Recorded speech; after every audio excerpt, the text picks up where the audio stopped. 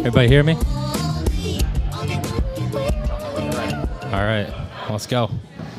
Okay, so I am a writer, producer, director. My goal and passion in life is to make movies. When I told my parents this, I think the first thing they said is, "But you have so much potential." After that, they were very supportive, and they have been my whole life. Every movie that I see, I remember every movie that I see, and often I remember the scenario, the place and the time and who I saw it with, and the experiences that go around these movies are what often make them so memorable. Many of these are with my dad, and the ones that were most influential to me as a filmmaker were with my dad. So the first one that he took me to see that I remember was Empire Strikes Back in 1980. I was 5 years old. I didn't know there was another Star Wars movie. I was blown away by this. It was the first cinematic experience that sticks in my mind, and I'll never forget it, and it was what made me start to love movies, and especially going to the theater with my dad to see these movies. The next year, I saw what would eventually become my favorite movie of all time. I only saw a very small section. It was Raiders of the Lost Ark. I was 6 years old. My babysitter took me and a group of kids to see this, and when we walked into the theater, the first thing we saw was a guy on fire getting shot in the forehead, and our babysitter turned us around and walked us right back out of the theater.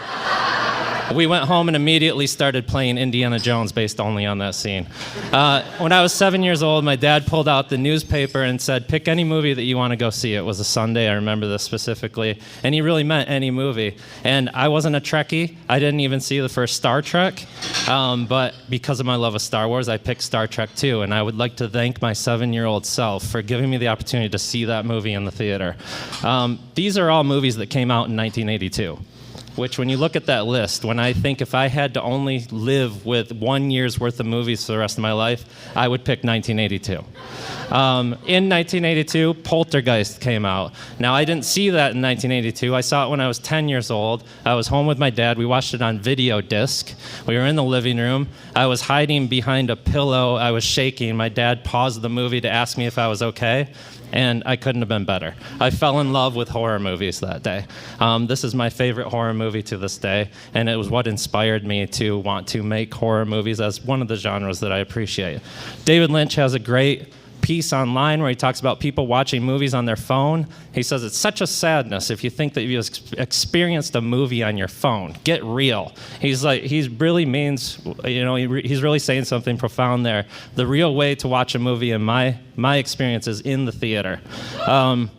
In 1985, my grandparents took me to see Back to the Future in Traverse City. We drove from Mesick to Traverse City to the State Theater in a Volkswagen Bug that looked exactly like Herbie. And I loved that movie so much that it actually made me exercise. Because the next weekend, my aunt took me to Lansing, and we went to a science museum. And in that museum, they had a bike that was hooked up, and when you rode it, you created electricity. A radio came on. The radio came on, it was playing The Power of Love by Huey Lewis and the News, which was like the main theme song to Back to the Future. So I kept pedaling and pedaling until that song was over. All the other kids stood in line and waited until I was done. I've never seen Ghost Dad, but I bought a ticket to it. Me and a couple of friends from high school bought tickets to Ghost Dad. When it started, we snuck out and we went in to see Total Recall. It was the first R-rated film that I've ever seen in the movie theater, and it was totally worth it. And it was a rush, and I was 13 years old, and I almost exclusively snuck into R-rated films from that point on. Terminator 2 was the first R-rated movie that my dad took me to see.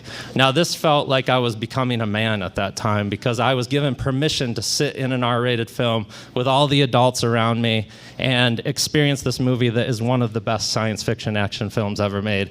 The next week, my dad and I went and saw it again. Adam Aron recently came on and said that he was thinking about allowing people to use cell phones in movie theaters. He said millennials can't handle turning their phone off for the duration of a movie. It's not millennials, it's just assholes. So why give assholes permission to ruin your movie? Now, I had friends in high school, and we'd go to the video store, and we'd go straight to the horror section, and we would rent movies based solely on the most outrageous cover box we could find. My brother told me one day, "Hey, you and your friends would probably really like this movie made by some guys from Detroit. It's called Evil Dead 2. So we rented Evil Dead 2, and we brought that home.